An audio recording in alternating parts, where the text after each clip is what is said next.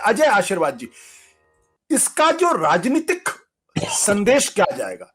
अगर आप देखें, भारतीय जनता पार्टी गुजरात के अंदर उसने मुख्यमंत्री बदला, सारे कैबिनेट बदल डाले और गुजरात वापस लौटी। उत्तराखंड के अंदर बिल्कुल एक अननोन चेहरे को उन्होंने मुख्यमंत्री बनाया और फिर भारतीय जनता पार्टी और विधानसभा के चुनाव में वापस लौटी। क्या ये उसी तरीके का एक्सपेरिमेंट है? क्योंकि नायब सिंह सैनी तो कहीं कंटेंशन में ही नहीं थे कि उनको, अनिल विज तो बहुत सीनियर आदमी है, उस तरीके के और भी 3-4 और बड़े नेता वहां पे जो बड़े कंटेंशन में थे और अपने आप मुख्यमंत्री के तौर पर समझते थे। अनिल विज भी नाराज हो गए, बीच बैठक से उठ के चले गए। तो ये इसका संदेश क्या है? क्या ये गुजरात उत्तराखंड का मॉडल फॉलो किया जा रहा है या कुछ और है? जी आशुतोष जी, जिस तरीके से मैं इसे देख रहा हूं, बीजेपी के पास कुछ ही टेम्पलेट्स हैं। इस तरीके से गुजरात में जिस तरीके से उन्होंने किया, चीफ मिनिस्टर्स बदल दिए, कैबिनेट बदल दिया, उसी तरीके से एंटी इनकम्बेंसी कंटेन करने के लिए उन्होंने हरियाणा में भी ये किया। लेकिन इससे बात जो मैसेज जा रही है, और खास करके हरियाणा के जनता में जो जा रही है कि एंटी इनकम्बेंसी है, एक तरीके से बीजेपी की तरफ से ये एक्नॉलेजमेंट है कि मनोहर लाल खट्टर के खिलाफ गुस्सा है। और आप पिछले 5 सालों में जितनी बार भी हरियाणा मैंने टूर किया तो लगातार खट्टर की इनएफिशिएंसी, उनको करप्ट नहीं बोला जाता है, लेकिन उनको ये कहा जाता है कि ये कुछ काम नहीं कराने वाले आदमी हैं और किसी के लिए कुछ भी काम नहीं कराते हैं। छोटे-छोटे काम के लिए भी मनोहर लाल खट्टर किसी काम के नहीं है। और खास करके जो एक इस तरीके से अग्रेरियन सोसाइटी है, वहां पर छोटे-छोटे काम आते हैं, गवर्नमेंट के ऑफिसेस अगर अच्छे से नहीं चलते हैं, तो एक तरीके से गुस्सा पनप रहा था। साथ में फार्मर्स मूवमेंट भी जब हुआ, तो हरियाणा के किसानों ने काफी जमकर वहां पर सपोर्ट किया फार्मर्स, और एक तरीके से ऐसा एक माहौल बन रहा था, बीजेपी के खिलाफ उभार हो रहा था।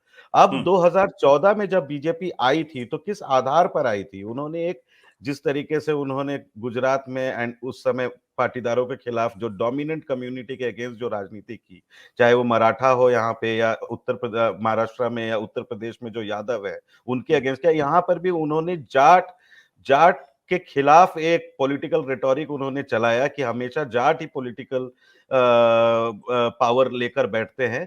तो ये हर जगह आप गांव में जब मैं गया तो बीजेपी का जो जो कार्यकर्ता है वो कह रहा था 36 कौम बनाम एक, मतलब 36 कम्युनिटी हमारे साथ है और एक कम्युनिटी जाट है जो उनको इस बार हराना है। तो लोगों ने जाटों के खिलाफ वोट दिया, जैसा कि अनिल त्यागी जी कह रहे थे, उनके खिलाफ उनका खोद दिया था। तो उसके बाद मगर क्या हुआ, 2019 के बाद का जो चुनाव है, जब बीजेपी को जेजेपी एक जाट डोमिनेटेड पार्टी का सहारा लेना पड़ा, तो उन्होंने इस रेटोरिक को एक तरीके से दबा दिया था और इस तरीके की एंटी जाट सेंटीमेंट को ज्यादा स्टोक नहीं किया।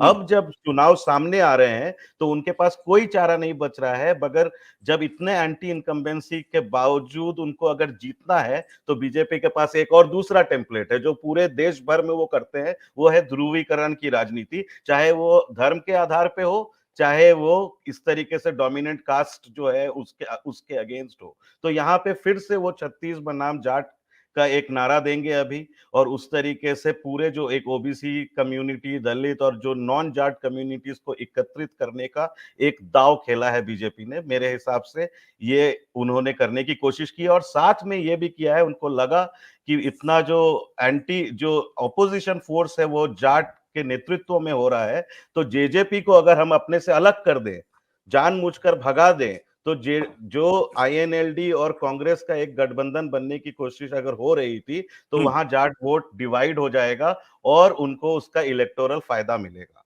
तो ये दाव जो खेला है बीजेपी ने, वो आने वाले दिनों में कितना सफल हो पाता है, वो तो हम लोग को चुनाव के रिजल्ट्स के बारे में ही मालूम चलेगा। लेकिन बीजेपी के पास इसी तरीके की जो ध्रुवीकरण की राजनीति का फिर से सहारा लेना पड़ रहा है, और वो इसलिए हो रहा है क्योंकि जेजेपी के साथ उनके सीट शेयरिंग टॉक्स गड़बड़ हो रहे हैं। बाकी जगह में भी जहां सीट शेयरिंग टॉक्स है वहां खत्म हो रहा है। एक तरीके से हेडलाइन मैनेजमेंट का भी एक ये टास्क उन्होंने किया है। इलेक्टोरल बॉन्ड्स में उनको धक्का खाना पड़ा, और फिर उसके बाद लगातार एक के बाद आप देखिए, साईं बाबा जिनके खिलाफ बीजेपी कैंपेन चला रही थी, तो उनको भी एक्विटल उनका भी हो गया। अरुण कुमार गोयल जो है वो इलेक्शन कमीशन से उन्होंने छोड़ दिया। साथ में यहाँ पर अनंत कुमार हेगड़े कॉन्स्टिट्यूशन के अगेंस्ट आकर, इसमें ऑपोजिशन ने एक तरीके से घेरा हुआ है और उसी दौरान आप पिछले 2 दिनों में देख रहे हैं कि 5 साल जिस सीए रूल्स को नहीं बनाया था, रमजान के पहले दिन में